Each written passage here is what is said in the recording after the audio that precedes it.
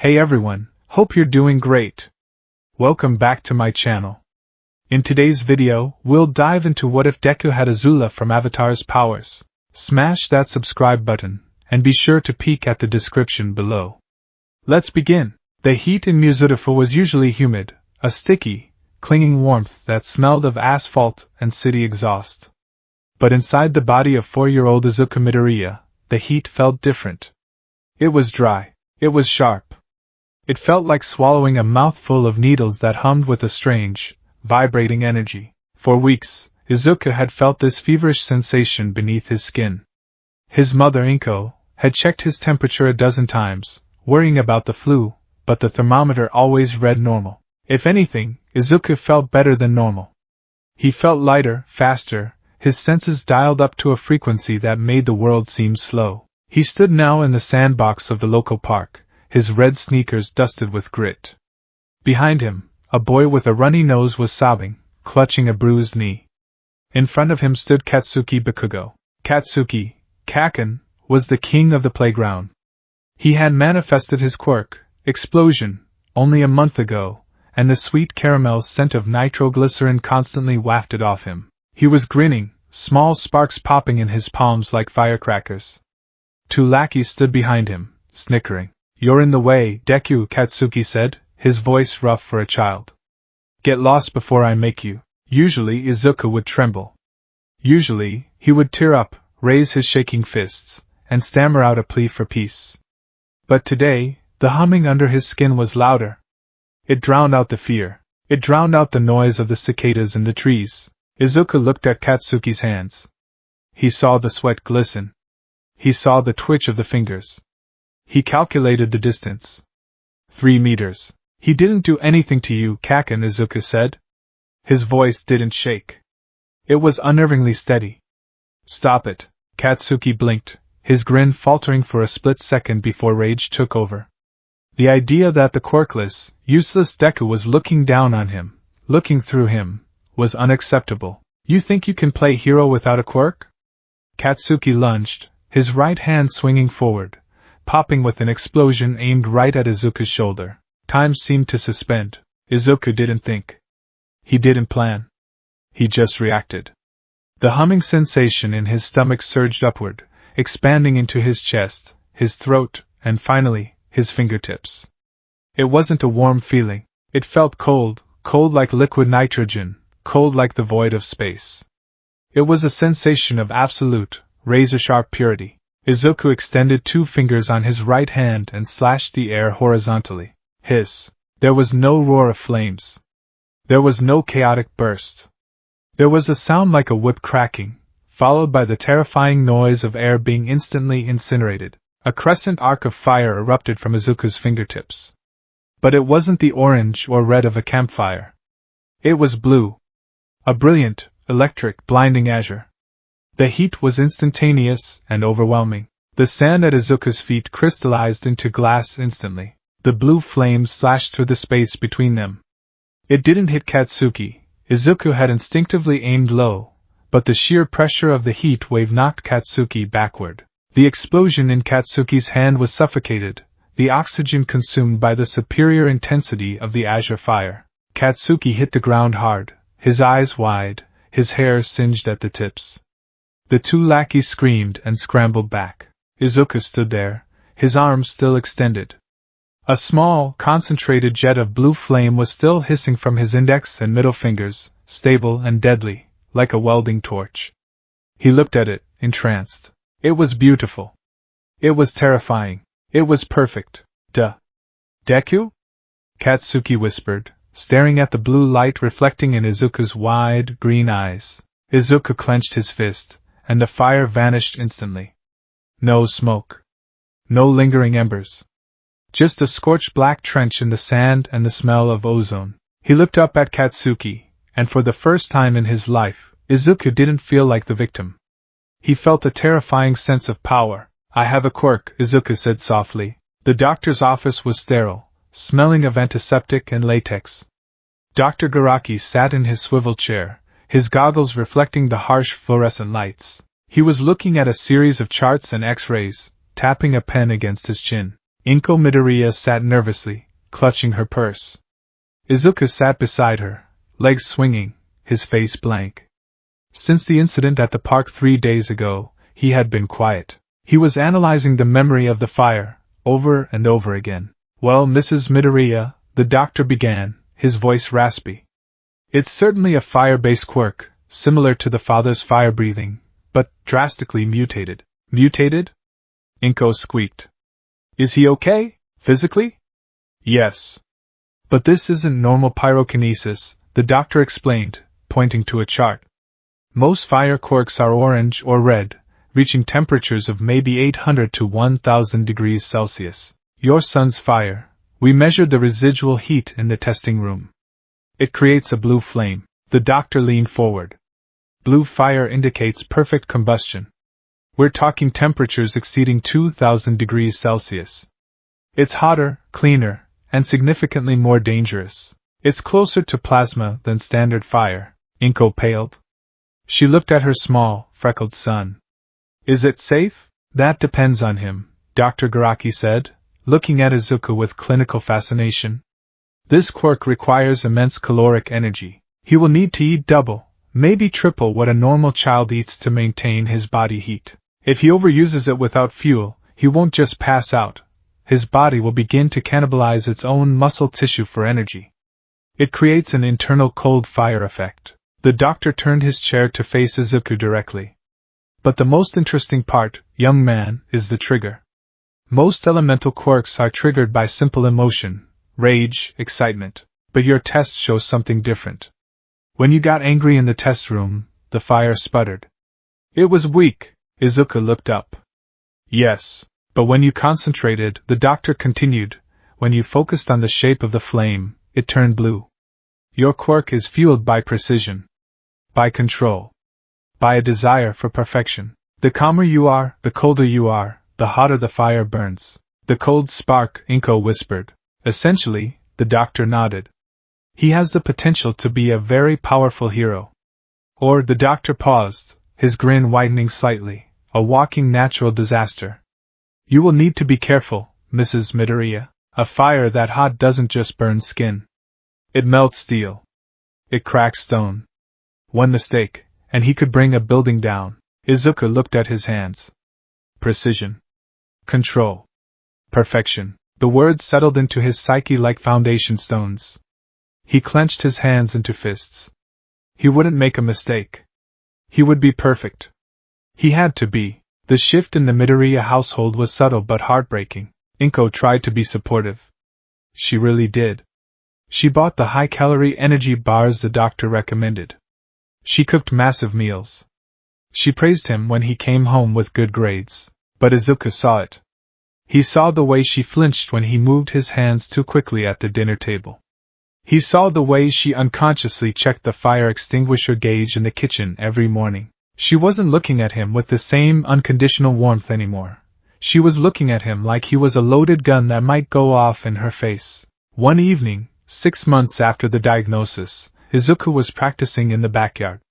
He was trying to replicate the move he'd done in the sandbox, the fire dagger. He breathed in deeply, filling his lungs, expanding his diaphragm. He held the breath, visualized the energy pooling in his stomach, and then exhaled slowly through his nose while snapping his fingers. Zip! A small, perfectly formed blade of blue fire extended from his index finger. It was about 4 inches long, buzzing like a lightsaber. Izuku! Dinner! Inko opened the back door. Startled, Izuku spun around. His concentration broke. The blue flame flared wildly, expanding into a ragged burst of heat. It didn't hit Inko, but the heat wave washed over her. The flower pot next to the door shattered from the sudden thermal shock. Inko screamed, throwing her hands up to shield her face. Izuku scrambled back, crushing the fire into nothingness against his chest. Mom! I'm sorry! Inko lowered her arms. Her face was pale, sweat beading on her forehead from the sudden heat. There was a moment of silence. A moment where she should have run to him and hugged him. Instead, she took a half-step back. It's okay, Izuku, she said, her voice trembling. Just please come inside. And wash your hands. She turned and went back into the kitchen. Izuku stood alone in the dark yard. The rejection pierced him deeper than any physical wound. She was afraid of him. His own mother was afraid of the monster burning inside him. He looked at his hands. They were trembling. She fears the fire because it is wild, he thought. Because I lost control. He narrowed his eyes, the green darkening in the shadows. If I never lose control, she won't have to be afraid. If I am perfect, I can be a hero. I won't be like Kaken, exploding at everything. I will be precise. I will be sharp. I will be the azure flame. He stopped trembling. He straightened his back. He practiced the form again. And again. And again. By the time Izuku reached elementary school, the social hierarchy had been decapitated. Katsuki Bakugo was confused. For years he had been the alpha. He was the loud one, the strong one. But now, there was Izuku. Izuku didn't hang out with the other kids. He didn't play tag. He sat under the trees during recess, reading thick books on thermodynamics, martial arts, and hero history. He was quiet. When bullies tried to pick on him, Izuku didn't cry. He didn't even use his quirk. He just looked at them with a cold, analytical stare that made them feel like insects under a magnifying glass. One afternoon, behind the gym, Katsuki cornered him. You think you're better than me, huh? Katsuki snarled, sparks popping. Just because you have that flashy blue lighter trick? Izuku closed his book. He stood up, dusting off his pants. He was slightly shorter than Katsuki, but he stood with a posture that made him seem taller. Shoulders back, chin high. I don't think about you at all, Kaken, Izuku said calmly. Don't look down on me. Katsuki screamed. He launched a right hook, leading with an explosion. Izuku moved. He didn't block. Blocking an explosion was inefficient. He pivoted on his heel, his body twisting like smoke. Katsuki's fist sailed past Izuku's face, the heat singing his ear. In the middle of the spin, Izuku extended a leg, hooking it behind Katsuki's ankle, and shoved Katsuki's shoulder with precise, calculated force. Katsuki tripped on his own momentum and face-planted into the dirt. Izuku stood over him, hands clasped behind his back. He hadn't used a spark of fire. You telegraph your right hook, Izuku stated, sounding like a teacher correcting a student. You rely too much on the initial burst. If you miss, you have no center of gravity. Katsuki scrambled up, dirt on his face, eyes wild with humiliation. Fight me. Use your fire. No, Izuku said. It's a waste of calories. He turned and walked away. That was the day the nickname Deku changed. It was still what Katsuki called him, but it no longer meant useless. When the other kids whispered it, it sounded like a warning. Don't mess with Deku. Age 14. Aldera Junior High. The classroom was loud, filled with the chatter of students waiting for the bell. The teacher stood at the podium, shuffling papers. So, the teacher droned, you're all third years now. It's time to think seriously about your futures. I would pass out these career aptitude forms, but... He snatched a stack of papers and threw them into the air. I know you all want to be heroes. The class erupted into cheers, everyone showing off their minor quirks. Everyone except 2 students. Katsuki Bakugo sat with his feet on his desk, looking bored. Izuku Midoriya sat in the back, sketching in a notebook titled Hero Analysis for the Future, Volume 13. Hey, teach, Bakugo interrupted, his voice arrogant. Don't lump me in with these extras. They'll be lucky to end up as sidekicks to some D-lister. I'm going for the big leagues. Ah, yes, the teacher nodded. Bakugo, you're aiming for UA High, correct? The class gasped. UA had the lowest acceptance rate in the country. I aced the mock exams. Bakugo smirked. I'm going to be the only one from this backwater school to make it. I'll surpass All Might and become the top hero. I'll be the richest, most famous. Actually, the teacher interrupted, checking his clipboard. Midoriya has also applied for UA. The room went dead silent. Slowly, heads turned toward the back of the room. In the original timeline, this would be the moment the class laughed. They would jeer at the quirkless boy dreaming too big. But in this timeline, nobody laughed. They looked at Izuku with a mixture of awe and unease. Izuku didn't look up from his notebook. He was sketching a diagram of Kamui Wood's binding lacquer, analyzing its melting point. He felt the eyes on him. Bakugo froze. His chair scraped loudly against the floor as he stood up. He marched to Izuku's desk. Deku. Izuku stopped writing. He slowly lifted his head. His eyes were a piercing emerald green, sharp and intelligent. There was no fear in them. Yes, Katsuki? Izuku asked. He had stopped calling him Kakin years ago. It was too childish. Bakugo slammed his hand onto Izuku's desk. Small explosions crackled against the wood, leaving soot marks. Yue? You're actually going to try? It is the logical choice, Izuku said, his voice smooth. They have the best facilities. The best funding. If I want to maximize my potential, Yue is the only option. You think you can stand on the same stage as me? Bakugo growled, his voice dropping an octave. With that volatility of yours? My scores are higher than yours, Katsuki, Izuku pointed out, glancing at the test results pinned to the wall. In English, math, and science. As for combat, we haven't sparred since we were 8. Are you anxious about the result? The class held its breath. This was it. The explosion. Bakugo's face turned a violent shade of red. His palms crackled dangerously loud. I'll kill you! I'll turn you into ash! You'll get detention, Izuku noted dryly. And a mark on your permanent record, which Yui checks. Bakugo twitched.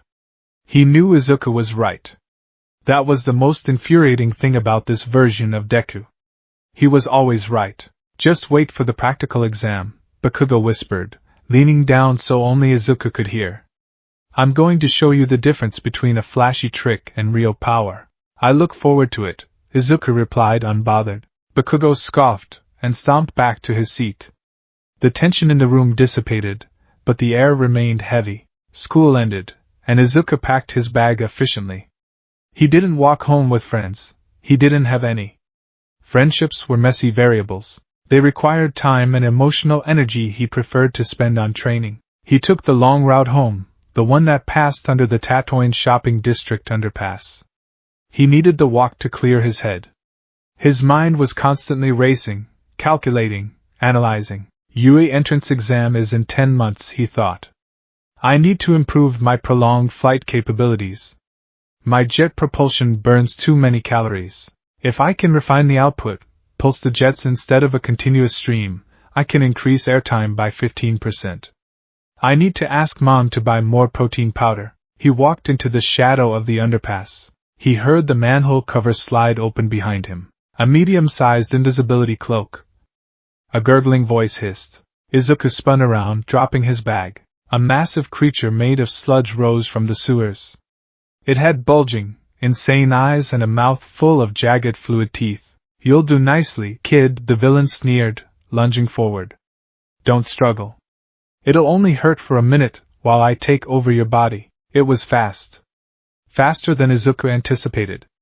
The sludge slammed into him, engulfing his legs and waist, wrapping around his chest. It smelled of sewage and rot. Izuku gasped, but the sludge forced its way toward his mouth and nose, trying to suffocate him. Can't grab me. The villain laughed. I'm fluid. Panic flared in Izuku's chest. For a second, the cold calculation slipped. He was going to die. He was going to die here, in a sewer tunnel, before he even started. No. The word rang like a bell in his mind. Panic is death. Control is life. Izuku squeezed his eyes shut. He forced his breathing to steady, even as the slime pressed against his nostrils. He felt the heat in his gut, the furnace. He didn't need to punch the slime. He didn't need to grab it. Thermodynamics, Izuku thought. Rapid evaporation. He opened his eyes. They glowed with an eerie blue light. He didn't unleash a blast. He unleashed an aura. He pushed the heat from his core outward through every pore of his skin. Flash, fire, burn. The temperature inside the tunnel spiked from 25 degrees to 800 degrees in a fraction of a second. Gah! The villain shrieked, recoiling. The sludge touching Izuku's skin didn't just burn. It sizzled and evaporated into steam instantly. The villain scrambled back, frantically trying to detach himself from the boy who had suddenly become a human son. Izuku fell to his knees, coughing, his school uniform smoking. The air around him rippled with heat distortion. The villain reformed a few meters away, looking terrified. What the hell are you? You're crazy! You could have cooked us both. Izuku stood up slowly. He wiped a streak of soot from his cheek. He was breathing heavily, the calorie burn making him dizzy, but his adrenaline was pumping. He raised his right hand. He pointed 2 fingers at the villain. You made a mistake, Izuku rasped, his voice dry from the heat. A ring of blue fire ignited around his wrist, spinning like a buzzsaw. Texas smash! A booming voice echoed from the sewer entrance. Before Izuku could loose his fire, the manhole cover flew into the air. A massive, muscular figure launched out of the sewer system. Have no fear! Why? Because I am here, All Might. The symbol of peace landed with a shockwave that rattled the tunnel walls. He saw the situation instantly, the villain, and the boy standing amidst a cloud of steam and blue heat. All Might drew back a fist. The air pressure alone was immense. Detroit. Smash! He punched the air. The resulting wind pressure was like a hurricane. It blasted the sludge villain apart, scattering him across the tunnel walls in harmless droplets. The wind also hit Izuku, knocking him off his feet. He tumbled backward, the blue fire dissipating. As the dust settled, All Might stood tall, his signature smile plastered on his face. He began gathering the unconscious sludge villain into empty soda bottles. Are you all right, young man? All Might asked, his voice booming. Apologies for getting you caught up in my justice ing. Izuku stared. It was him. The man he had analyzed in every notebook. The man whose videos he watched when he felt his controls slipping. All Might, Izuku breathed. He scrambled to his feet, grabbing his notebook. Can I have your autograph? Ha! Of course. All Might grabbed the notebook and signed it with lightning speed. There you go. Now, I must be off to deliver this evildoer to the police. All Might crouched, preparing to jump. Wait! Izuku shouted. He needed to know. He had been told by his doctor that his power was dangerous. He had been looked at with fear by his mother. He had been challenged by Bakugo. But he wanted to be a savior. He wanted to be like All Might. All Might! Izuku stepped forward, his eyes intense. My quirk, it's destructive. It's made for killing. Everyone looks at me and sees a villain or a bomb. Can someone with a power like this still be a symbol of peace? All Might stopped. The steam was still rising from Izuku's shoulders. The tunnel walls were scorched black where the boy had stood. All Might looked at the boy. He saw the intensity. He saw the desperation masked by a cold exterior. And he saw the damage. The boy had nearly vaporized the villain to save himself. All Might's smile faltered slightly. He felt the strain on his injury. He was running out of time. Young man, All Might said, his voice softer, losing some of its theatrical edge. Power is just a tool. It is the heart that drives it that matters. He looked at the scorched marks again. But, All Might added, a note of caution in his voice, a hero must also inspire safety. If your power brings fear, you must work twice as hard to show them your heart. You have a heavy burden, but if you can control that flame, yes. You can be a hero. All Might leaped into the sky, vanishing with a sonic boom. Izuku stood there, clutching the signed notebook. Work twice as hard. He looked at his hands. Control. A slow, determined smile spread across his face. It wasn't the sunny smile of the Canon Izuku. It was a sharp, confident smile. I will be perfect, he whispered to the empty tunnel. 10 months later, UA entrance exam. The gates of UA High were massive, imposing barriers of steel and glass. Hundreds of students swarmed toward the entrance, a sea of nervous chatter. Izuku Midoriya walked through the crowd. He wore a simple black tracksuit, his green hair tied back in a small, practical ponytail, a nod to the Zuko/Azula aesthetic. He walked with a fluid grace, his steps silent. He saw Katsuki up ahead, yelling at someone for bumping into him. Izuku ignored him. He was in the zone. He had spent the last 10 months training his body to the limit. He had refined his diet. He had practiced his breathing exercises until he could lower his heart rate at will. He entered the orientation hall and took his seat. Present Mike, the voice hero, was on stage explaining the rules. Robots. Points. Destruction. Present Mike shouted. Izuku tuned him out mostly, focusing on the schematics on the screen. 1 pointer, fast, lightly armored. Weakness, joints. 2 pointer, bulky, slow. Weakness, fuel tank on the rear. 3 pointer, heavily armored, missile launchers. Weakness, neck sensors. Excuse me. A tall boy with glasses and blue hair stood up in the audience. Tenya Ida, may I ask a question? The handout lists 4 types of robots, but you only explained 3. If this is an error, it is highly shameful for you, eh? Ida pointed a stiff hand at Izuku. And you, the one with the ponytail. You've been muttering to yourself this whole time. It's distracting. If you aren't taking this seriously, please leave. The auditorium went quiet. Izuku stopped muttering. He turned his head slowly to look at Ida. His expression was bored. I was calculating the fuel efficiency required to melt through the chassis of a Type 3 robot versus severing its hydraulic lines, Izuku said, his voice carrying clearly across the silent hall. I found that severing the lines is 40% more calorie efficient. Perhaps if you focus less on shouting and more on strategy, you'd be better prepared. Ida froze, his mouth hanging open slightly. Several students snickered. Okay. Settle down, listeners. Present Mike yelled. The exam is about to start. Can I get a yeah? Battle Center B. The gates to the mock city were massive. Izuku stood at the front of the pack. He rolled his neck, cracking the joints. He reached into his pocket and ate a high-calorie nutrient jelly. Beside him, a girl with brown hair and a round face, Uraraka, looked like she was about to throw up. Nervous? Izuku asked, not looking at her. Why yeah, she squeaked. I really need to pass. Then don't hesitate, Izuku said. Hesitation creates openings. Start. Present Mick's voice blared from the speakers. There are no countdowns in real battles. Go! Go! Go! Before the other students could process the command, there was a whoosh of displaced air. They looked up. Izuku Midoriya was already gone. He had launched himself. Blue fire blasted from the soles of his feet and his palms, jet propulsion. He skimmed just a few feet above the ground, moving like a missile. He rounded the first corner and found a squadron of 3 one-pointers. They locked onto him. Target acquired. Izuku didn't stop. He rotated his body in midair, spinning like a top. A whip of blue fire extended from his leg. Azure heel sweep. The flames sliced through the robot's legs like a hot knife through butter. The metal glowed white-hot, then liquefied.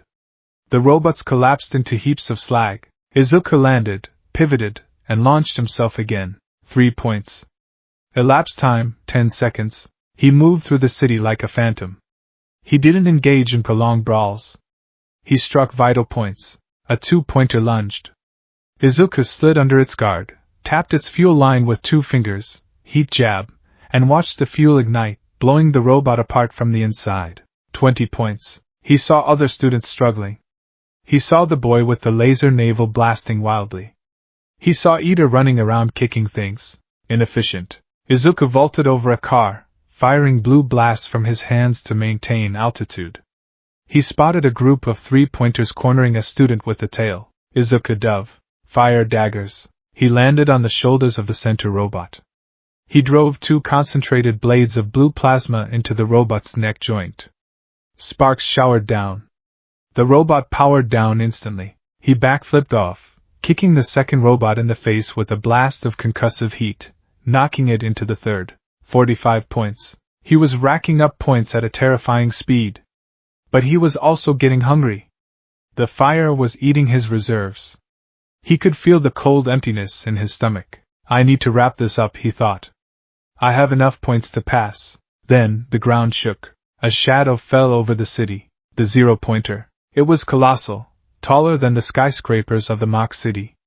It punched a building, sending debris raining down. The other students screamed and ran. Run! It's the trap. Izuku turned to flee. It was the logical choice. 0 points meant 0 value. Engaging was a waste of calories. Oh wow, he heard a voice. He looked back. The girl with the round face, Uraraka, was trapped under a pile of rubble. The zero-pointer was rolling directly toward her. Its massive treads were grinding the pavement to dust. Izuku stopped. The logical part of his brain, the part that sounded like Dr. Garaki, said, "Leave her. You passed. She is a variable you cannot control." The other part of his brain, the part that sounded like All Might, said, "A hero saves." Izuku cursed under his breath. So much for efficiency. He turned back. He ignited his jets. Whoosh! He flew toward the giant.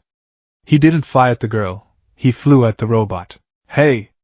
Izuku shouted. He gathered his fire. He needed something big. He needed to stop a moving mountain. Fire alone wouldn't do it.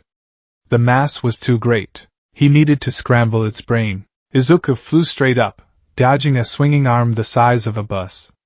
He climbed higher, higher, until he was level with the robot's head. He landed on the robot's faceplate. The wind whipped his ponytail. He took a deep breath. He remembered a theory he had read about. A theory about the separation of energy. The separation of yin and yang. Fire was energy, but if you separated the positive and negative energy. He had only practiced this once. It nearly stopped his heart, but he had to do it. Izuku moved his arms in a fluid, circular motion. One hand guided the positive energy, the other the negative. He felt the fire in his gut shift. It wasn't hot anymore. It was electric. The air around him began to crackle.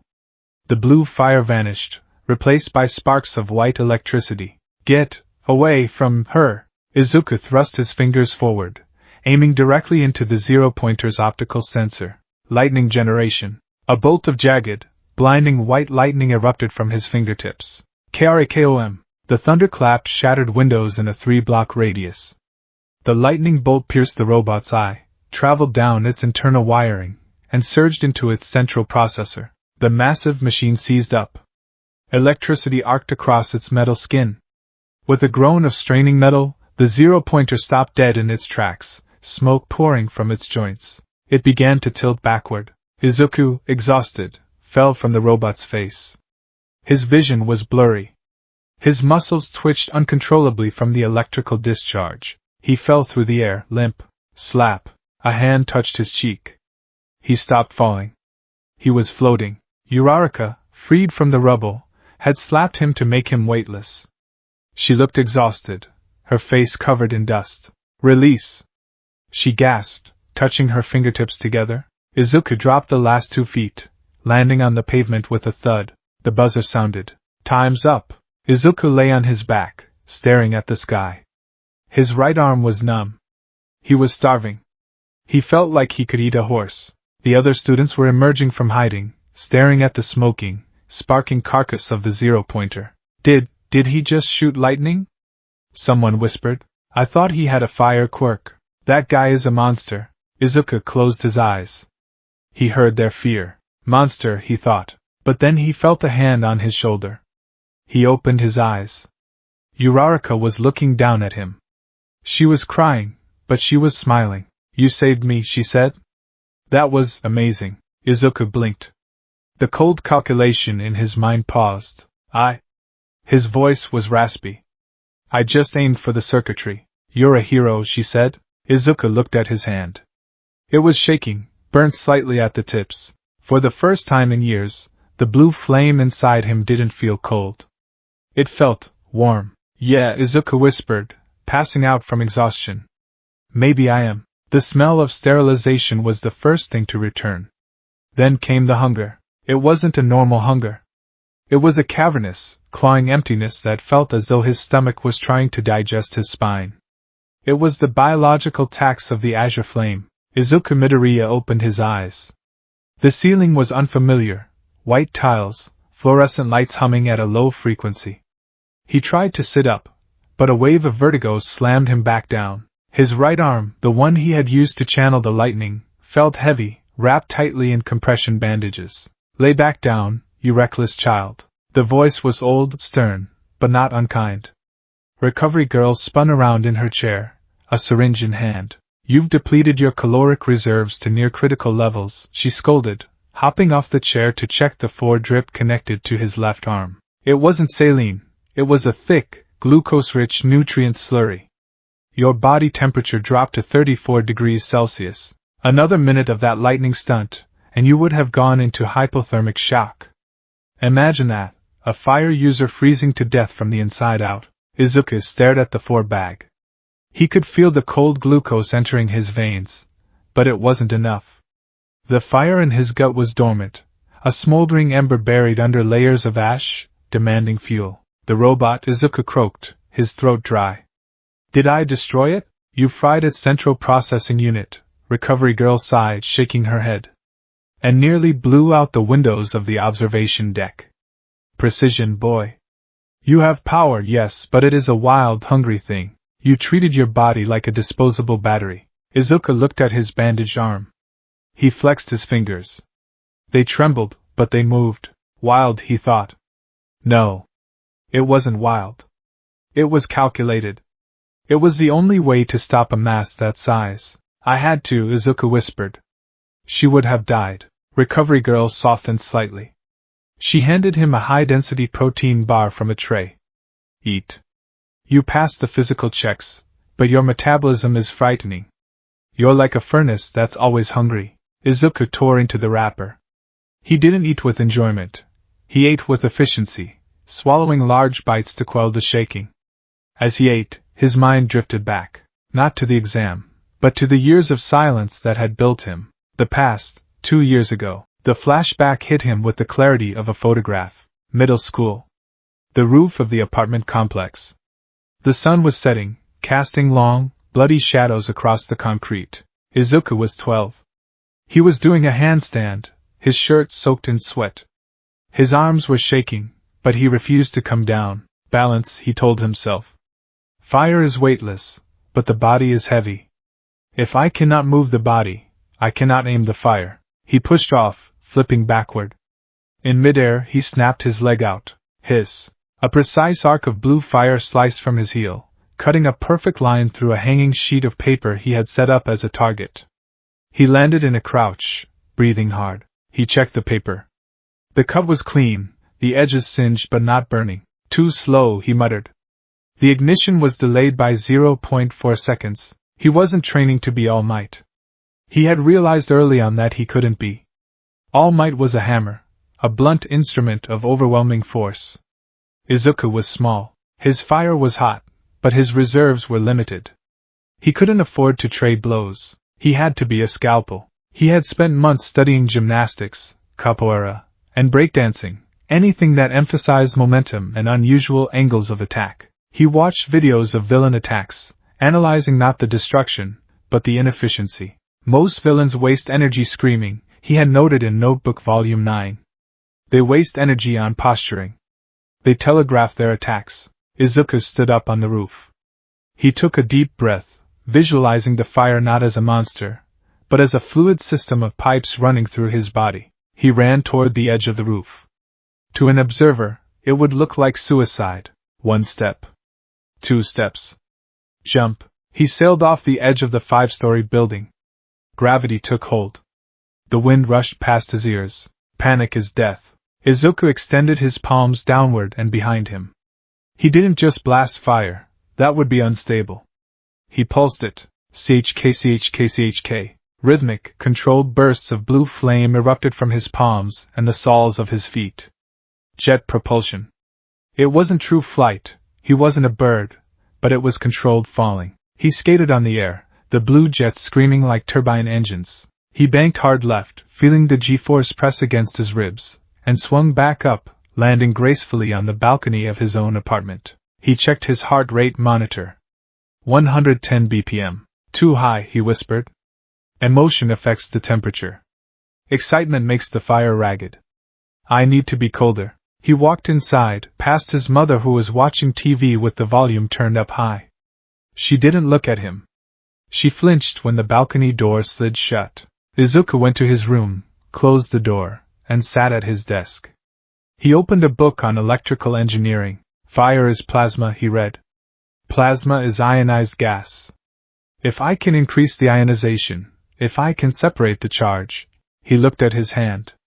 He concentrated. A small blue flame appeared. He stared at it for an hour, trying to force it to change, trying to sharpen the chaos into a line of pure electricity. That was the night he first felt the spark. It had burned his fingertip black. Pain is data, he had thought, bandaging the finger. It tells me what I did wrong. The present, 1 week later. The week following the exam was a torture of silence. Izuku sat at the dinner table, staring at a mountain of rice and grilled chicken. Inko sat opposite him. The air was thick enough to choke on. The fish is good, Izuku said, his voice flat. I'm glad, Inko replied, her smile tight. She looked at his hands. They were healed now, thanks to Recovery Girl, but she still stared at them as if they might detonate. Izuku, about the exam. Yes? If you don't get in, she started, her voice trembling slightly. There are other schools. Technical schools. You're so smart, Izuku. You could be a quirk analyst. You wouldn't have to fight. You wouldn't have to be a monster, was what she didn't say. Izuku set his chopsticks down. The click echoed in the quiet kitchen. I am not going to a technical school, Mom, he said. He didn't raise his voice. He kept it perfectly level. I calculated my score. Even with 0 rescue points, my villain's score was in the top percentile. Statistically, rejection is unlikely. But is it what you want? Inko asked, tears welling in her eyes. Every time you use that fire, you get hurt. You come home smelling like burning meat. It scares me, Izuku. Izuku looked at her. He felt a pang of guilt, hot and sharp, but he crushed it down. Emotion made the fire unstable. I have to do this, he said. Because I'm the only one who can control it. If I don't learn to master this at UA, then I really will be a danger. Do you want that? Inko went pale. She shook her head. Then let me go. The conversation ended there. That evening, the letter arrived. Izuku took it to his room. He sat at his desk, the same desk where he had dissected the physics of heroism for 10 years. He opened the envelope with a letter opener, slicing the paper cleanly. A metal disc slid out. A hologram projected onto the wall. I am here. As a projection, All Might. Izuku watched, his face impassive, though his heart hammered against his ribs. Young Midoriya.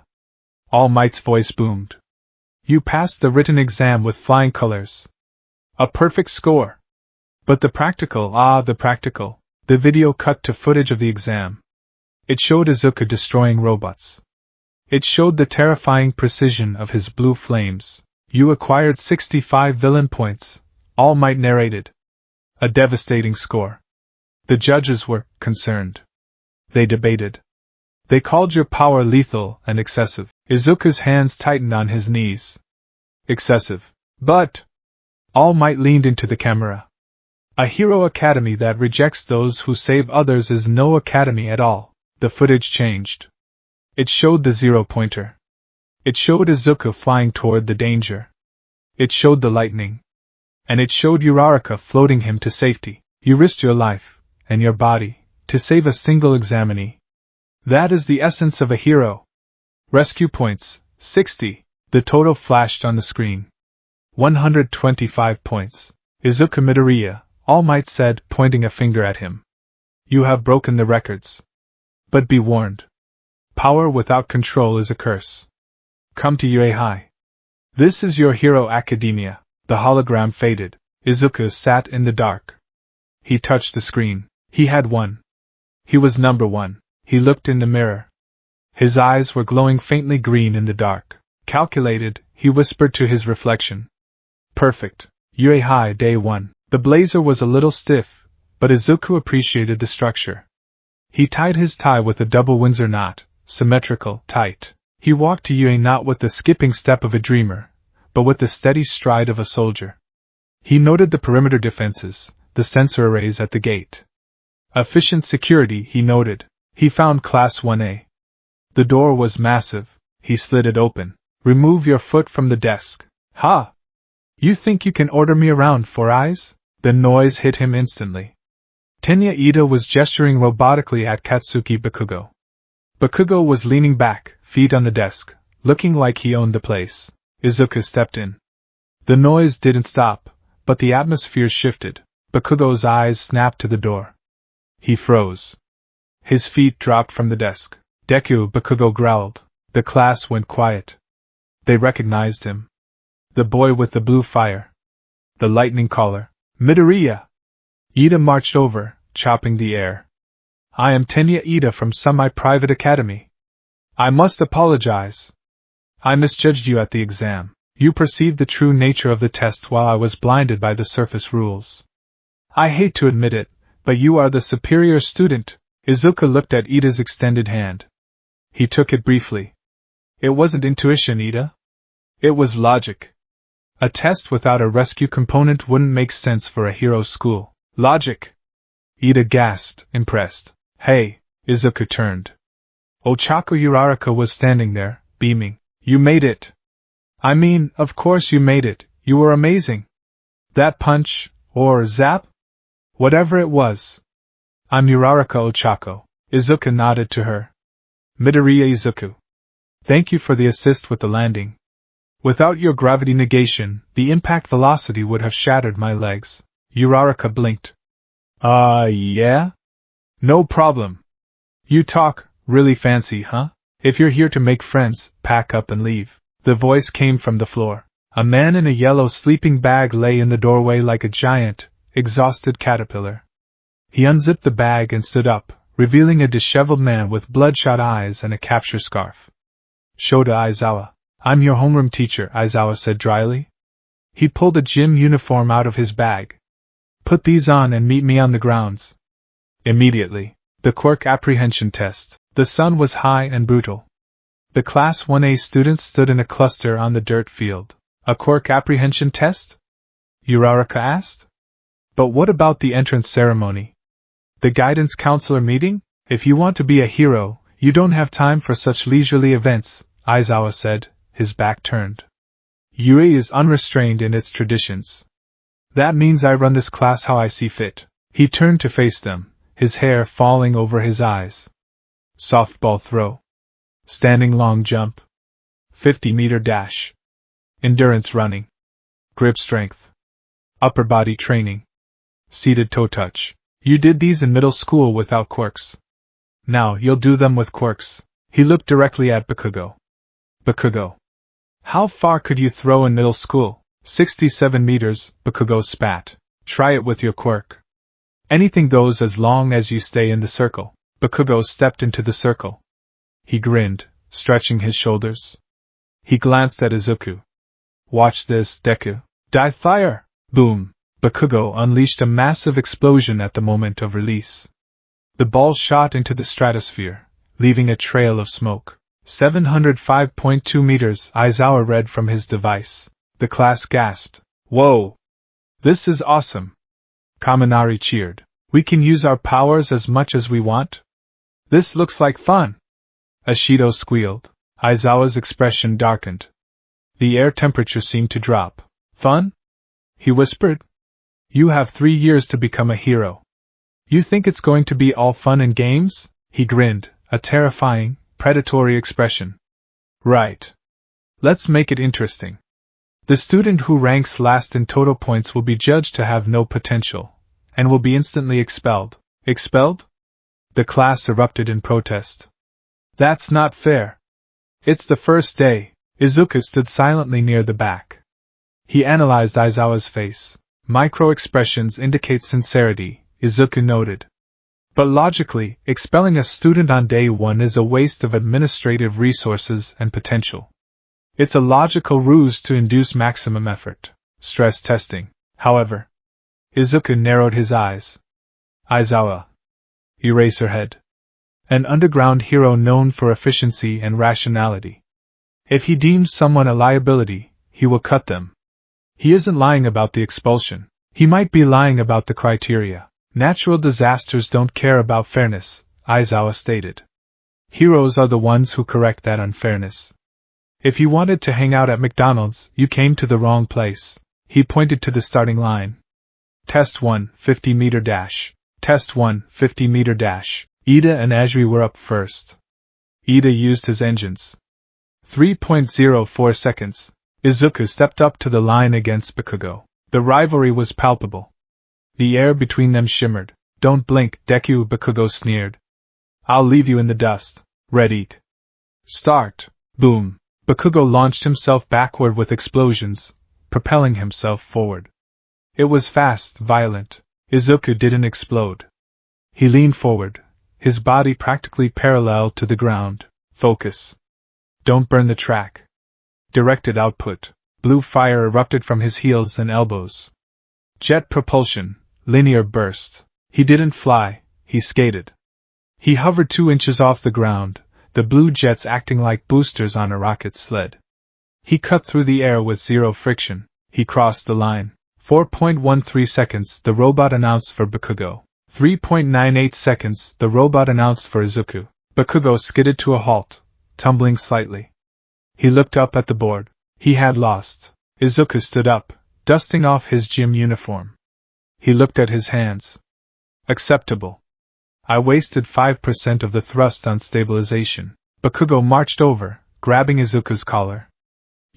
How did you get faster than me? Aerodynamics, Katsuki, Izuku said, slapping Bakugo's hand away. You fly with your arms spread wide to balance your explosions. You create drag. I streamline. You're fighting the air, I'm cutting it. Bakugo shook with rage, sparks popping on his skin. Bakugo, stand down, Aizawa ordered lazily. Next group. Test 2, grip strength. Izuku took the dynamometer. He couldn't use fire to grip. This was purely physical. He squeezed. 56 kilograms. Average. He looked over at a massive boy with multiple arms, Shoji, who scored 540 kilograms. I cannot compete in raw strength, Izuku analyzed. I must maximize the agility scores to compensate. Test 3, standing long jump. Izuku stood at the line. He didn't just jump. He ignited. He shot into the air, clearing the sandbox entirely. He tapped his hand jets to glide, landing softly past the measurement tape. Cleared, Aizawa noted. Test 4, repeated side steps. Izuku used small, popping bursts of fire from his hips to shunt his body left and right faster than his muscles alone could move him. It looked like he was teleporting short distances. My neta is faster, Izuku noted, watching the purple boy bounce. But I am precise. Test 5, the ball throw. Uraraka stepped up and threw the ball.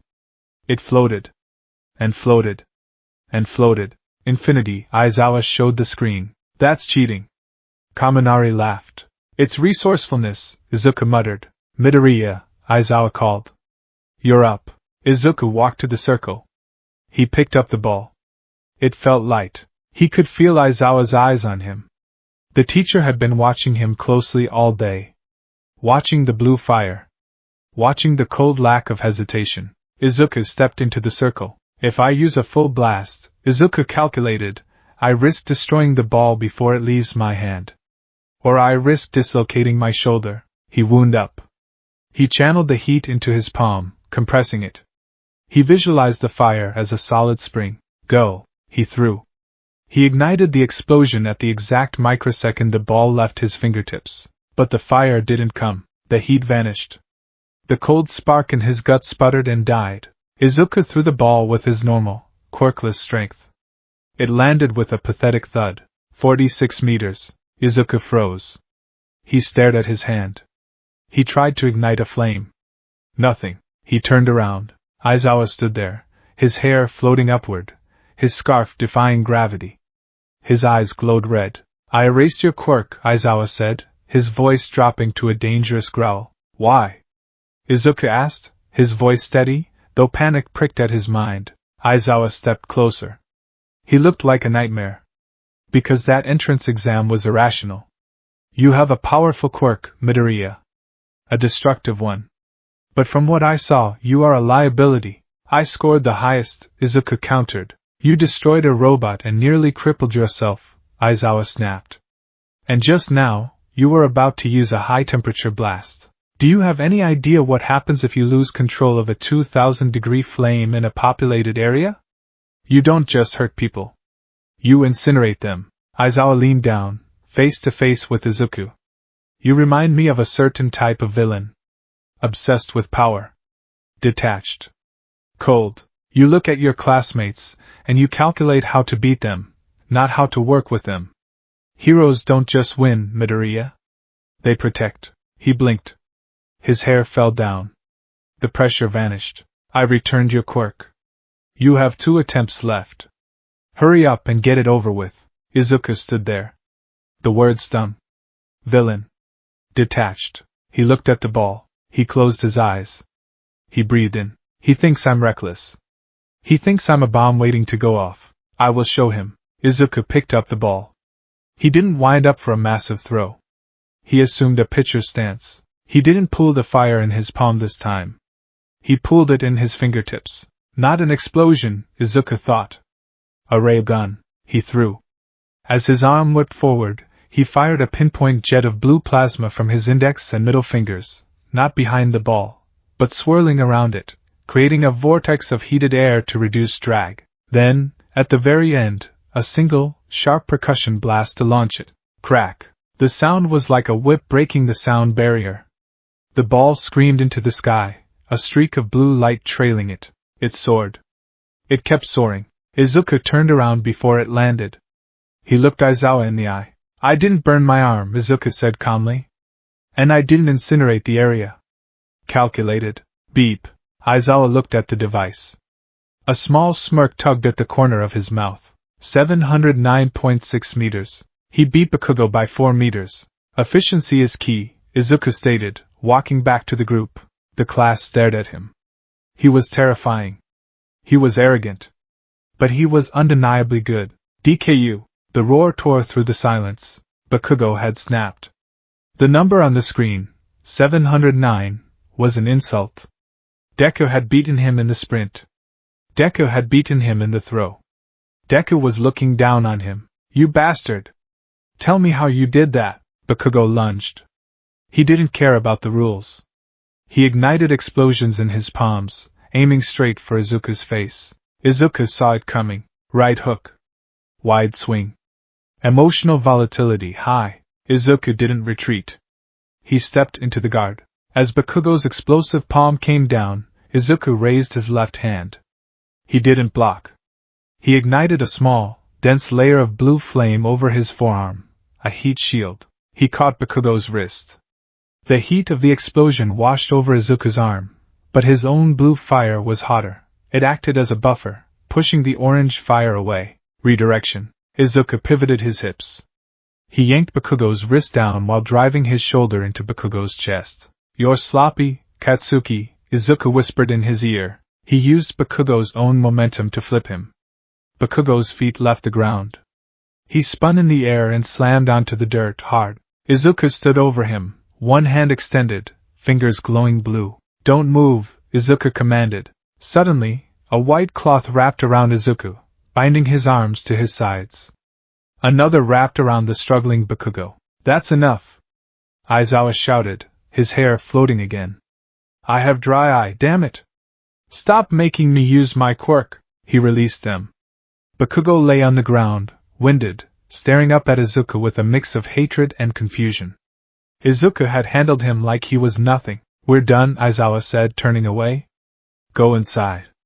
The syllabus is in the classroom. Wait, Uraraka called out. What about the expulsion? Who came in last? Aizawa tapped a button on his phone. The hologram projected the rankings. 1.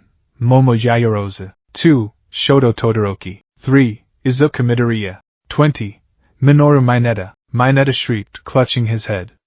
No! Aizawa grinned.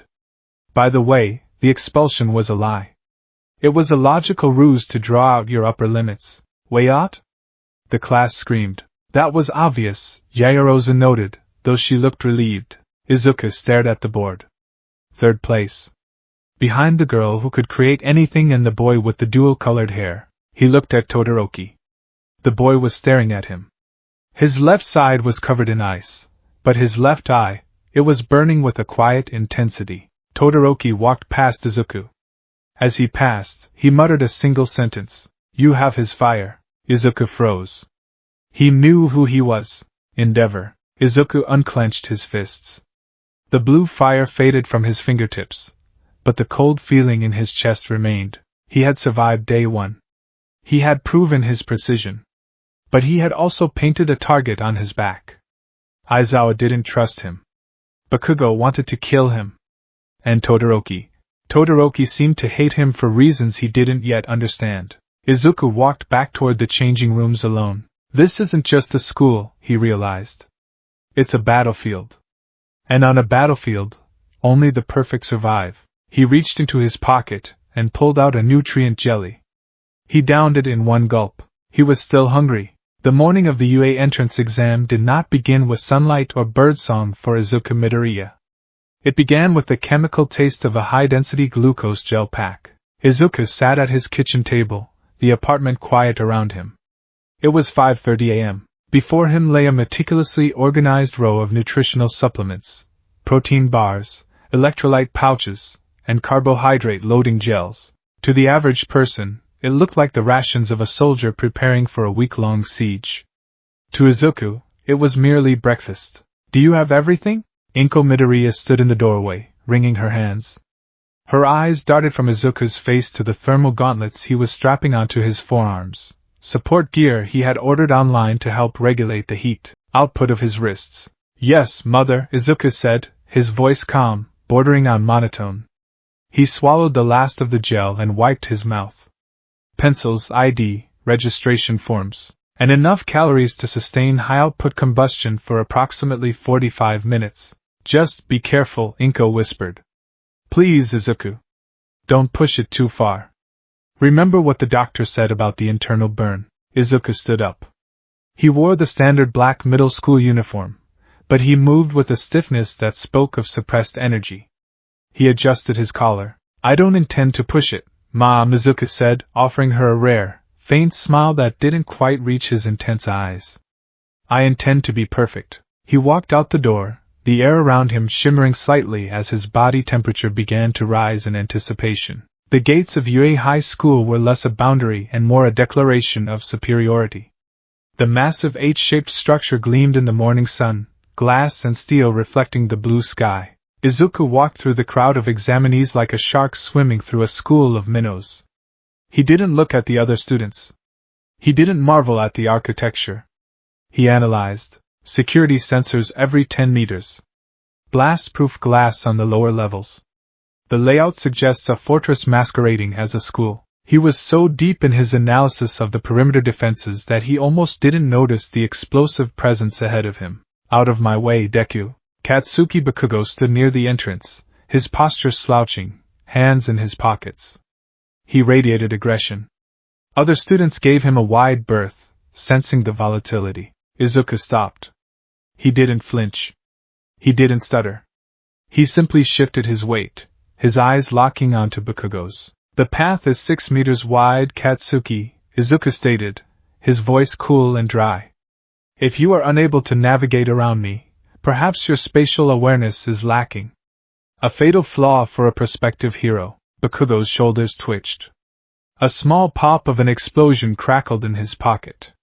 You think you're smart because you learned some fancy words? You're just a bug with a lighter. Don't die in there. I have no intention of dying, Izuku replied, stepping around him smoothly. It would be inefficient. He left Bakugo fuming and continued inside. The written exam. The written portion of the exam was held in a massive lecture hall.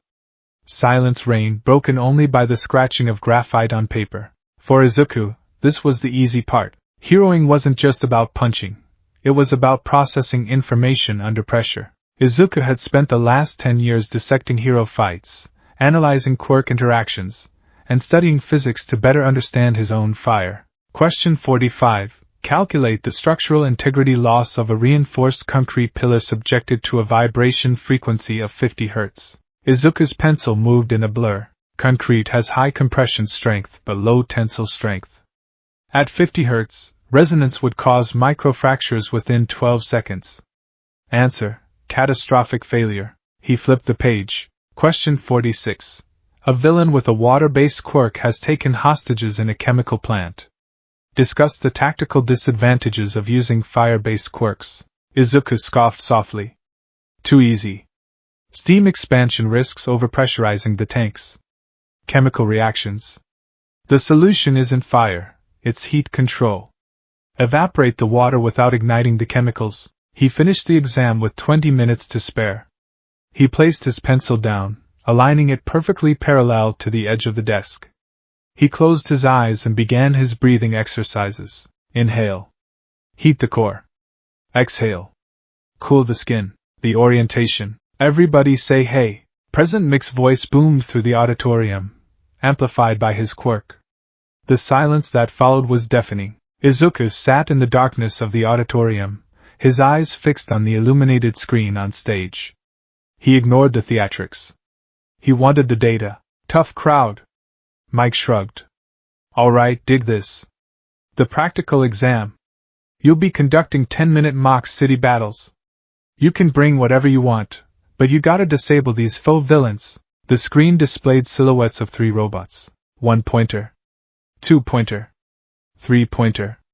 Destroy them to earn points. But remember, hurting the other examinees is a major foul. No anti-hero behavior allowed, Izuku muttered under his breath, his hand flying across his notebook.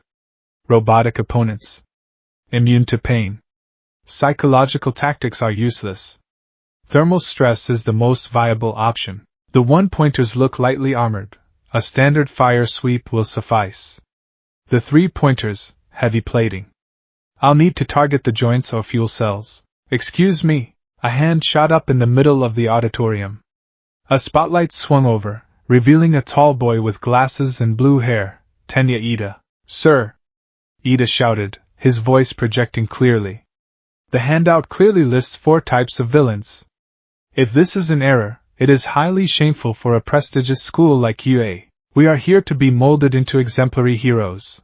Ida then spun around, pointing a stiff finger directly at Izuku. And you? The one with the green ponytail. Izuku blinked, looking up from his notebook. The entire auditorium turned to stare at him. You've been muttering this entire time, Ida scolded, chopping his hand through the air. It's distracting. If you're here on a sightseeing trip, I suggest you leave immediately. The tension in the room spiked. In another life, Izuku might have shrunk into his seat, apologizing profusely. But this Izuku was tired. He was hungry. And he did not like being interrupted. Izuku stood up. He didn't shout. He adjusted his blazer and looked down at Ida with a gaze that felt like liquid nitrogen. I was calculating the melting point of standard titanium alloy versus the caloric output required to sever a hydraulic line, Izuku said. His voice wasn't loud, but it carried a sharp, piercing quality that cut through the murmurs. He held up his notebook. I was strategizing. Meanwhile, you are wasting time shouting about a handout error that is obviously a deliberate omission to test our adaptability. If you cannot deduce that the 4th robot is a distraction or an obstacle, perhaps you are the one who is unprepared. Silence. Absolute, crushing silence. Ida's mouth opened, then closed. He looked at the handout, then back at President Mike. Oh! President Mike laughed nervously.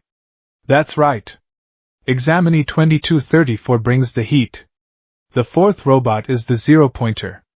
It's just an obstacle.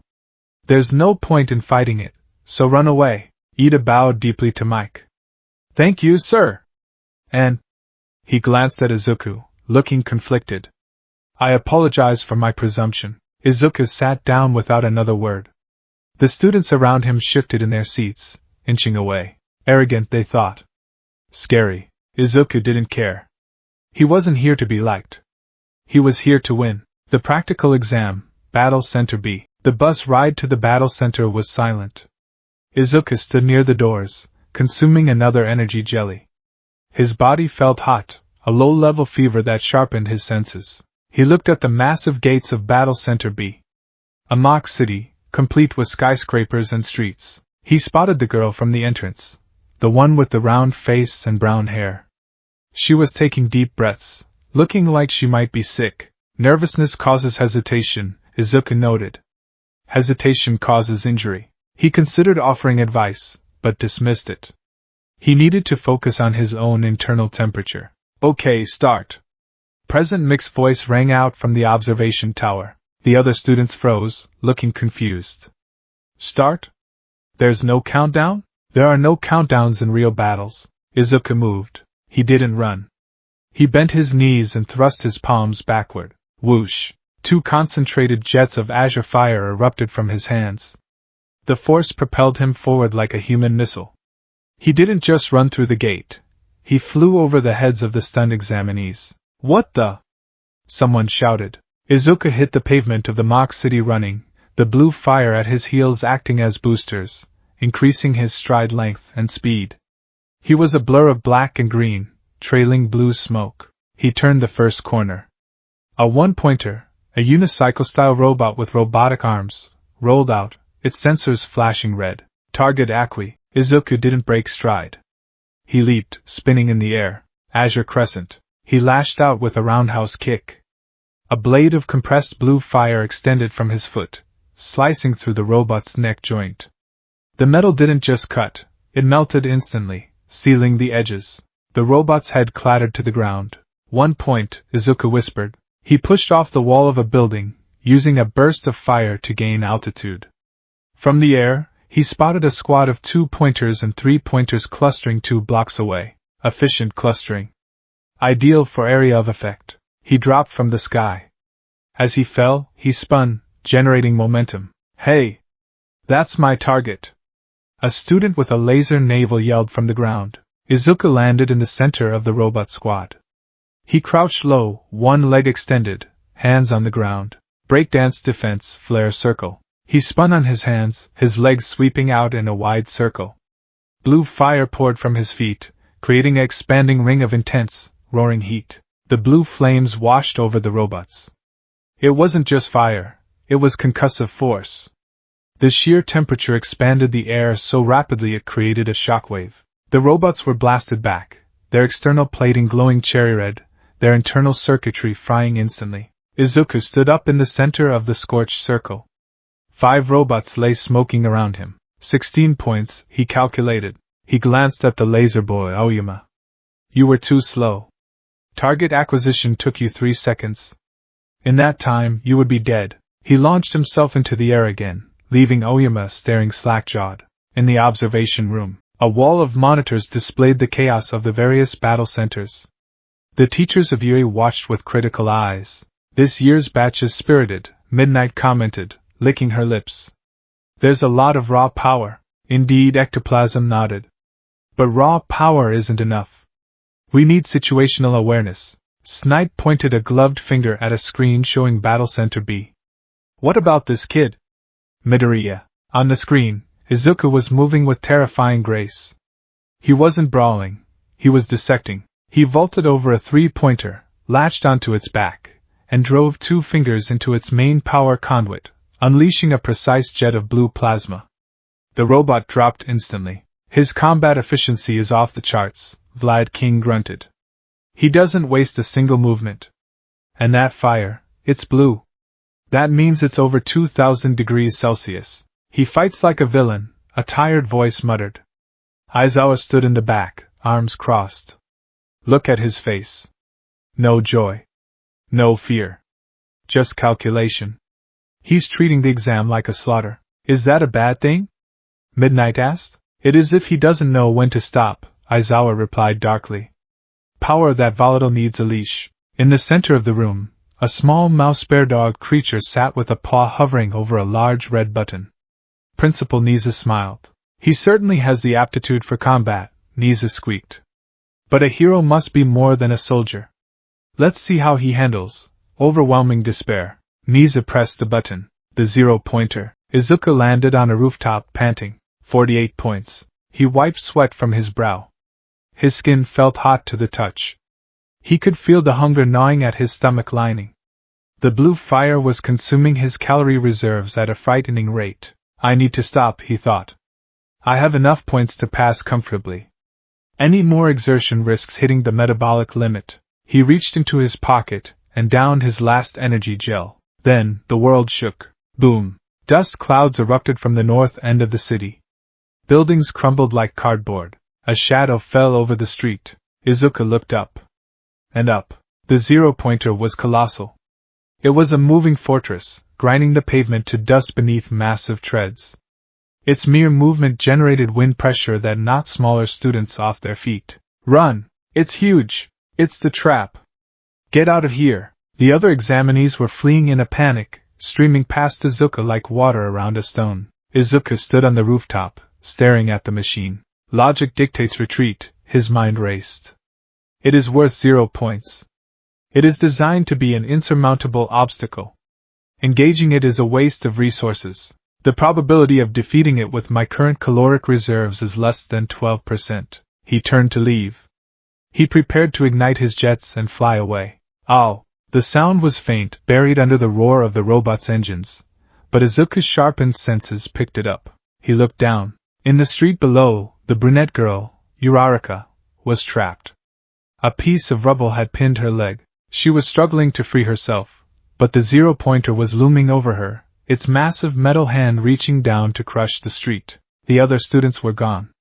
Even the boy with the glasses and engines was running away. Izuku froze. She is a variable? Dr. Garaki's voice echoed in his head. Focus on your own survival. Leave her, his logic screamed. You passed. You won. But then, he remembered the feeling in the tunnel 10 months ago. The feeling of All Might's wind pressure. The feeling of being small. He looked at Uraraka's face. She wasn't looking at the robot. She was looking at him, her eyes filled with terrified pleading. Something snapped in Izuku's chest. It wasn't logic. It wasn't calculation. It was pure, unadulterated ego. I am not a coward, Izuku thought fiercely. I am perfection. And perfection does not flee while others fall. Damn it, he hissed. He ignited. Thush. Blue fire blasted from his hands and feet. He didn't fly away. He flew straight at the Titan. He soared off the rooftop, climbing higher into the air. The heat radiating from him distorted the air, creating a mirage-like ripple. Hey! Ugly! Izuku screamed. The 0-pointer's optical sensors shifted. It locked onto the tiny, glowing blue speck hurtling toward it. Izuku pushed his fire to the limit. He felt his muscles cramp. He felt the hunger turn into sharp pain. Fire won't be enough, he realized. The armor is too thick. I can't melt it in time. He was level with the robot's face now. He was hovering in midair, sustained by the jets from his feet. He needed more. He needed the advanced technique. The one he had only successfully performed twice in training. The one that risked stopping his heart. Lightning generation. Izuku took a breath. He let it go. In the chaos of the battlefield, he found a singularity of peace. He separated the energy in his body. Positive charge to the left. Negative charge to the right. The blue fire around him flickered and died. For a second, he fell through the air, powerless. Then, he brought his hands together. Crack boom. The sound was not a hiss. It was the roar of a thunder god. Jagged, blinding white electricity erupted from his fingertips. It wasn't a stream. It was a chaotic, branching bolt of pure plasma. Disappear! Izuku roared. He thrust his hands forward. The lightning bolt struck the 0-pointer directly in its central optical lens. The electricity didn't just impact the surface, it traveled. It arced through the robot's conductive skeleton, frying circuits, exploding capacitors, and melting the motherboard in a microsecond. The giant robot seized. Its red eyes flashed once, then went dark. Sparks showered down like fireworks. With a groan of twisting metal, the 0-pointer began to tilt backward, away from Uraraka. It crashed into the building behind it, defeated. Izuku was falling. The lightning had drained him instantly. His vision was graying out. His limbs were numb, twitching from the residual electrical discharge.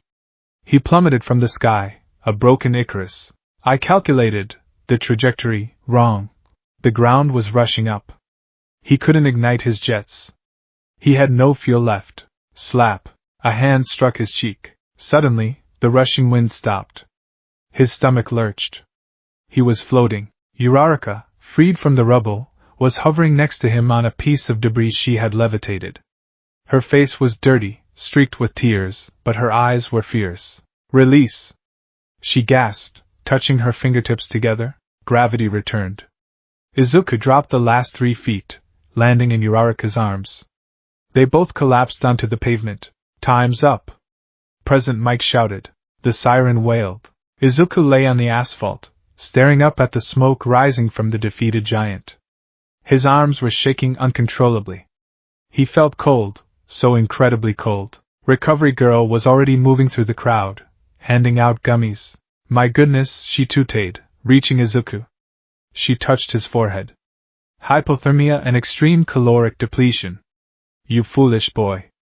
You nearly killed yourself. Izuku turned his head weakly. He saw Uraraka sitting next to him, panting.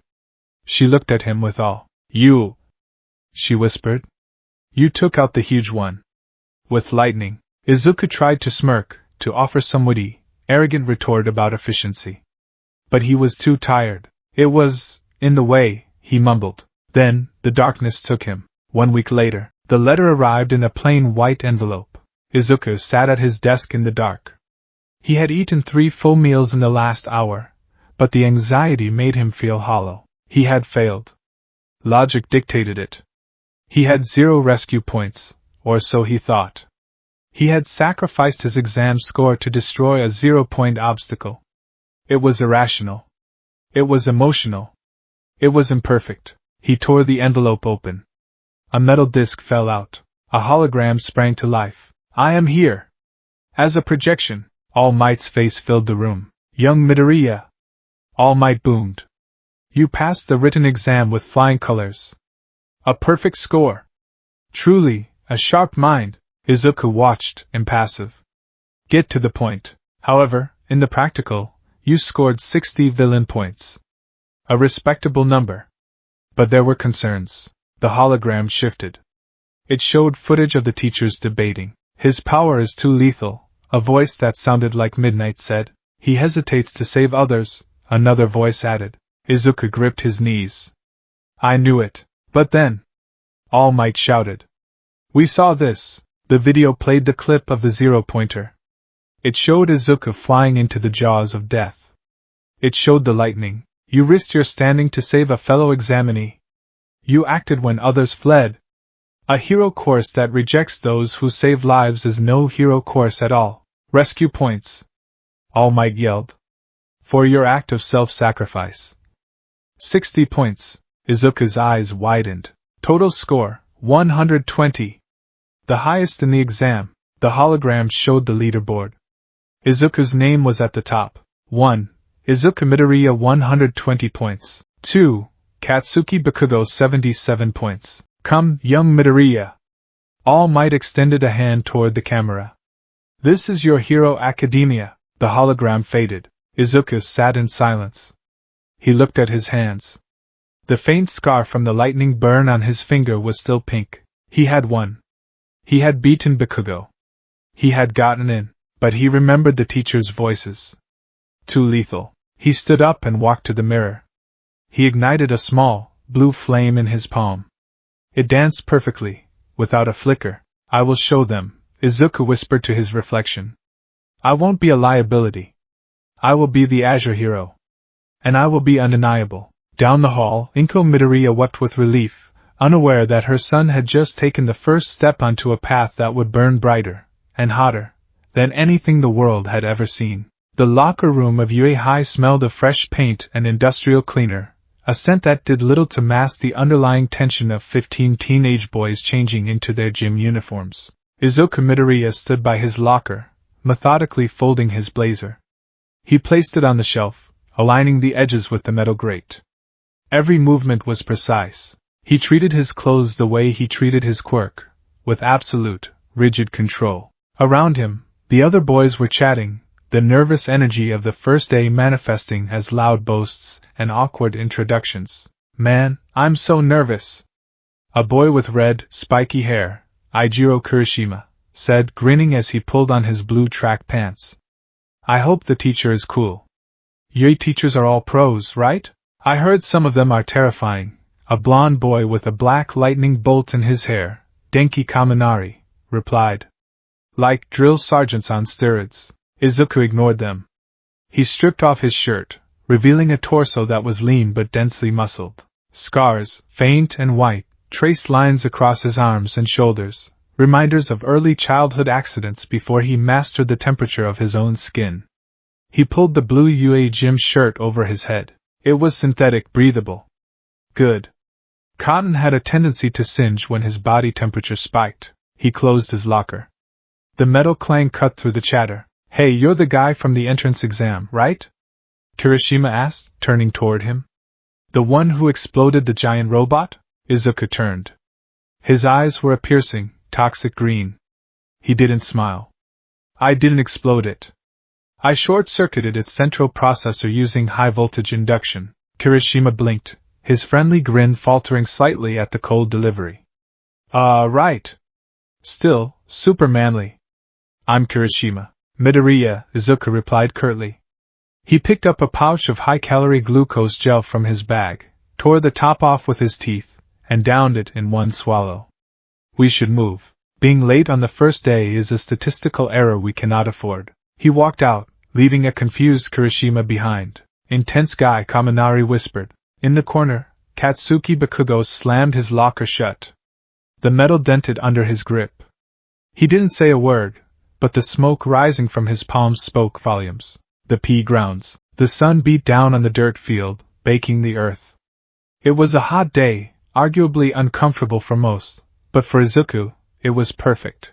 The ambient heat meant his body didn't have to work as hard to maintain his internal combustion temperature. He felt loose. Dangerous. The class gathered in a loose cluster. The girls had arrived, looking equally nervous. Ochako Uraraka spotted Izuku and waved, but before she could approach, a voice dragged their attention to the front. If you're here to make friends, you can pack up and leave. Emerging from a yellow sleeping bag like a butterfly from the world's most depressing cocoon was a man who looked like he hadn't slept since the pre-quirk era. Shota Aizawa. Eraserhead. Izuku analyzed him instantly. Disheveled appearance. Bloodshot eyes. Capture weapon worn as a scarf. He projects lethargy to lower the guard of his opponents, but his center of gravity is low. He is ready to strike. Aizawa stood up, unzipping the bag.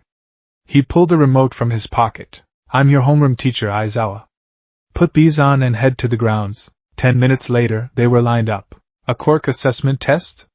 The class echoed in unison. But what about the entrance ceremony? Uraraka asked, her voice high with worry. Or the guidance counselor meeting? Aizawa turned his back to them, his hair falling over his face. If you want to be a hero, you don't have time for such leisurely events. UA's selling point is freedom of style. That applies to the teachers as well. He turned back, his dark eyes scanning the group. He lingered on All Might's supposed successor, who wasn't here, and then his gaze landed heavily on Izuku. Softball throw. Standing long jump. 50-meter dash. Endurance running. Grip strength. Upper body training. Seated toe touch. You did these in middle school without using your quirks. It's irrational. The Ministry of Education is procrastinating on modernizing the system. Aizawa tossed the softball up and caught it. Bakugo, he said. You finished second in the practical exam. In middle school, what was your best result for the softball throw? 67 meters, Bakugo grunted, stepping forward. Try it with your quirk, Aizawa instructed. You can do whatever you want, as long as you stay in the circle. Hurry up. Give it everything you've got. Bakugo grinned. It was a feral, jagged expression. He stretched his arms, the gauntlets of his costume absent, but his confidence overflowing. He glanced back at Izuku. Watch this, Deku. He wound up. Dive fire! Boom! A massive explosion erupted from his palm at the moment of release. The ball shot into the sky, leaving a trail of smoke and shockwaves. Die! Izuku muttered under his breath. Inefficient vocalization. The ball landed far in the distance. Aizawa held up his device. 705.2 meters. Whoa! The class erupted. 700 meters? That's insane. We can use our powers as much as we want. This is going to be awesome. The air temperature dropped. Not literally. Izuku was actually raising the ambient heat, but the atmosphere curdled. Awesome? Aizawa whispered. He lowered the device. His eyes narrowed. You have 3 years to become a hero. You think it's going to be games and fun the whole time? He smirked. It was a terrifying expression, devoid of humor. Right. Let's make this interesting. The student who ranks last in total points will be judged to have no potential. Aizawa's hair floated slightly. and will be instantly expelled. The scream was collective. Uraraka looked terrified. Ida looked affronted. Even Bakugo looked annoyed. Expelled? Uraraka shouted. It's the first day. That's not fair. Natural disasters aren't fair, Aizawa retorted, his voice cutting through the panic. Villain attacks aren't fair. Catastrophic accidents aren't fair. Heroes are the ones who correct that unfairness. If you wanted to hang out at a fast food joint after school, you came to the wrong place. For the next 3 years, Yui will run you through the ringer. Plus ultra, he beckoned with a finger. Show me what you've got. Izuku stood silently. His heart rate hadn't spiked. Expulsion, he thought. Logical. Yui has a limited budget and limited spots. Why waste resources on a defective product? He looked at Aizawa. He is testing our stress response. Panic leads to sloppy execution. I must remain perfect. Test 1, 50-meter dash. The track was dusty. The heat shimmers were visible now. First up were Ida and a girl with a frog mutation, Azui. On your marks. Get set. Bam. Ida was a blur. His engines roared, blue flames sputtering from his calves. He crossed the line in an instant. 3.04 seconds. Like a fish in water, Aizawa muttered. Or rather, an engine on a track. Next up. Izuku Midoriya and Katsuki Bakugo. The rivalry wasn't a secret. It was a tangible pressure in the air. Bakugo glared at Izuku, his palms popping with small explosions. Don't blink, Deku, Bakugo hissed. I'll leave you choking on dust. Izuku didn't look at him. He approached the starting line. He didn't take a sprinter's stance. Instead, he stood with his knees bent, his arms extended behind him, palms facing the rear. Analysis. Katsuki uses explosions for propulsion. It is high-impact, burst-based movement. It creates drag. My method, continuous thrust. Aerodynamic efficiency. Start. Boom. Bakugo launched himself. He flew through the air, blasting explosions behind him to keep his momentum. It was violent and fast. Izuku ignited. Hiss. Twin jets of azure fire erupted from the soles of his shoes and his palms. He didn't fly. Flying required too much lift calculation for a short dash. He skated. Jet propulsion. Low-altitude glide. Izuku hovered 3 inches off the ground. The blue fire screamed like a jet turbine. He cut through the air, his body parallel to the ground to minimize wind resistance. He looked like a blue streak of lightning. He passed Bakugo at the 30-meter mark. Bakugo's eyes widened as he saw the green blur shoot past him. What? Izuku crossed the line. He dug his heels into the dirt, firing a retroblast from his palms to stop instantly. 3.98 seconds, the robot announced. Bakugo crossed a moment later, tumbling as he landed. 4.13 seconds. Bakugo scrambled up, dust on his face. He pointed a trembling finger at Izuku. You, since when can you move like that? That's my move. Izuku dusted off his shoulder. He looked at Bakugo with cold indifference. You fly like a rock being thrown by a cannon, Katsuki, Izuku said calmly. You fight the air. I cut through it. It is simply a matter of aerodynamics. I'll kill you! Bakugo screamed, starting to charge. Bakugo! Aizawa's voice snapped like a whip. Get back in line. You're wasting time. Bakugo froze. He glared at Izuku, his teeth grinding, before stomping back to the group. Izuku felt a pair of eyes on him. He glanced over. A boy with half-white, half-red hair, Shoto Todoroki, was watching him.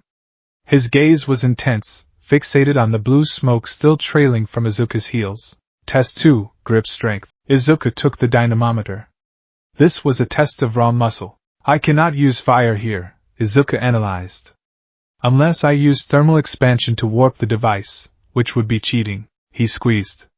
His veins popped. He had trained his body without his quirk for years, knowing that fire required a strong vessel. 56 kilograms. Average, he muttered, disappointed. Next to him, a large student with multiple arms, Mizo Shoji, squeezed. The machine beeped. 540 kilograms. Izuku frowned. Physical mutations have the advantage here. I must compensate in the agility sectors. Test 3, Standing Long Jump. Izuku stood at the edge of the sandbox. Simple physics. Thrust over mass. He jumped. As his feet left the ground, he fired a concentrated burst of blue flame. Whoosh! He soared over the sandbox entirely. He tapped his hand jets to stabilize his descent, landing gracefully on the grass beyond. Cleared, the robot beeped. Test 4, Repeated sidesteps. Mineta, the small purple boy, was a blur, bouncing back and forth. Izuku took his position. He couldn't bounce. But he could dash. He used short, sharp bursts of fire from his hips, microjets, to shunt his body left and right. It was jarring, a series of rapid-fire accelerations that looked like he was glitching through reality. Left. Right. Left. Right. He finished with a high score, though his stomach growled loudly. The microjets burned calories faster than sustained flight. He reached into his pocket and ate a nutrient bar while waiting for the next test. Dude, you're always eating, Kirishima noted. Fuel, Izuku mumbled, swallowing. The fire eats me if I don't feed it.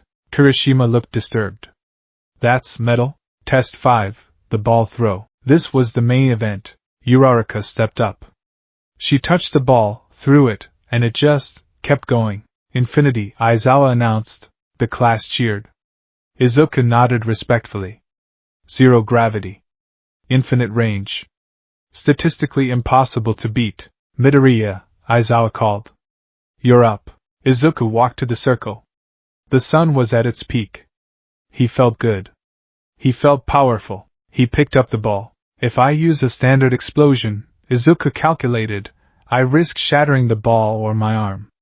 The blue fire is too hot, too volatile for a simple blast. I need a railgun effect. Create a vortex of superheated air to eliminate drag, then a precise percussion blast at the exact moment of release. He stepped into the circle. He took a deep breath. Focus. He activated his quirk. He felt the familiar surge of heat in his gut.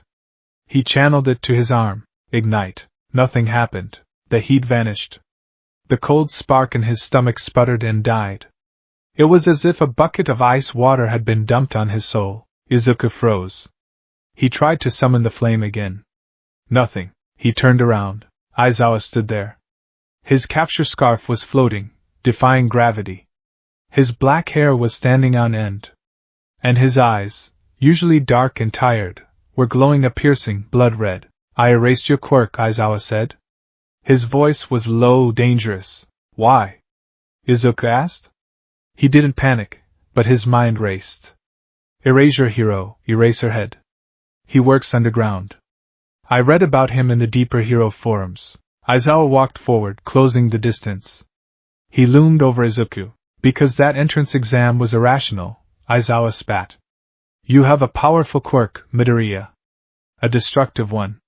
But from what I saw, you are a liability. I scored the highest, Izuku countered, his voice tight. You destroyed a robot and nearly crippled yourself, Aizawa snapped. And just now, you were preparing to unleash a high-temperature plasma burst in a confined area. Do you have any idea what happens if you lose control of a 2,000-degree flame? You don't just hurt people. You incinerate them. Aizawa leaned down, face to face with Izuku. You remind me of a certain type of villain. Obsessed with power. Detached. Cold. You look at your classmates, and you calculate how to beat them, not how to protect them. The words struck Izuku like physical blows. Villain. Detached. You are a cannon without a sight, Aizawa continued relentlessly. If you cannot control that fire, you will only burn everything around you. Including yourself. He blinked. His hair fell down. The red glow faded. I returned your quirk. You have 2 attempts left. Hurry up and get it over with.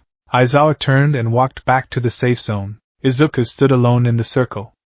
His hand gripped the ball tight enough to turn his knuckles white. He thinks I'm reckless. He thinks I'm dangerous. Izuku looked at the ball. He felt a spike of anger. Hot, searing anger. The fire in his gut flared up, wanting to roar, wanting to burn Aizawa for the insult. No. Izuku closed his eyes. Emotion is weakness. Anger makes the fire wild. Wild fire misses the target. He breathed in. He forced the anger down, compressing it, turning the red rage into cold, blue determination. I am not a cannon. I am a sniper. He opened his eyes. They glowed with a faint, azure luminescence. He assumed a pitcher's stance. He didn't wind up for a massive, arm-breaking throw. He relied on technique. He channeled the fire into his fingertips. Not a blast.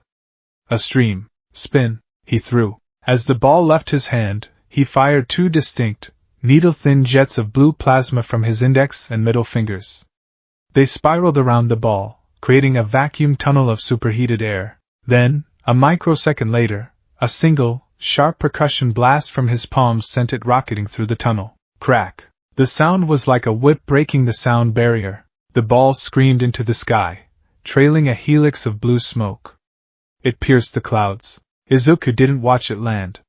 He turned around, facing Aizawa. He held up his hand. There were no burns. No recoil damage. I didn't incinerate anything, Izuku said, his voice deadly calm. And I didn't lose control. Calculated. Beep. Aizawa looked at the device. A small, almost imperceptible smirk tugged at the corner of his mouth. He held it up for the class to see. 709.6 meters. He beat Bakugo. Kaminari shouted. By 4 meters. Zero added. That's crazy precision. Izuku walked back toward the group. He didn't celebrate. He just looked at Aizawa. Assessment complete. But the test wasn't over. DKU. The roar tore through the air, primal and raw. Katsuki Bakugo was vibrating. The number on the screen, 709, was an insult. The way Izuku had looked at him during the sprint was an insult. The fact that the pebble he used to kick down the road was now shining brighter than him was unforgivable. You bastard! Bakugo screamed, his palms sparking violently. Tell me how you did that. You were quirkless. You were a pebble, he charged. He didn't care about the rules. He didn't care about the teacher. He launched himself at Izuku, right hand cocked back, fully ignited. Die! Izuku saw him coming. Time seemed to slow down. Right hook. Wide swing. Emotional volatility, critical. He has abandoned defense for pure offense. Izuku didn't retreat. He didn't ignite his fire. To use fire here would be dangerous. I must use flow. Izuku stepped into the guard. As Bakugo's explosive palm came down toward his face, Izuku raised his left hand. He ignited a paper-thin layer of blue flame over his forearm. Heat shield. He caught Bakugo's wrist. Boom! The explosion detonated against Izuku's forearm. But the blue flame acted as a buffer, a thermal cushion that redirected the heat outward rather than absorbing it. Izuku didn't flinch. He gripped Bakugo's wrist tight. You're sloppy, Katsuki, Izuku whispered. He ducked under the arm, pivoting on his heel. He used his hips to torque his body, pulling Bakugo's arm while simultaneously driving his shoulder into Bakugo's solar plexus. Flowing water, crushing rock.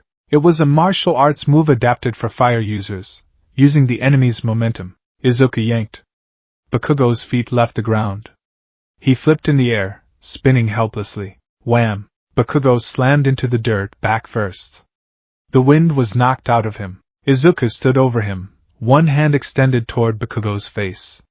Two fingers glowed with menacing blue light, pointed right between Bakugo's eyes. Don't move, Izuku commanded. For a second, the class was dead silent. Izuku had taken down the powerhouse without throwing a single punch. Then, the capture tape wrapped around them both. That's enough. Aizawa yanked the scarf, pulling Izuku back and binding Bakugo to the ground. His hair was floating again. I have dry eye, damn it! Aizawa shouted, blinking rapidly. Stop making me use my quirk!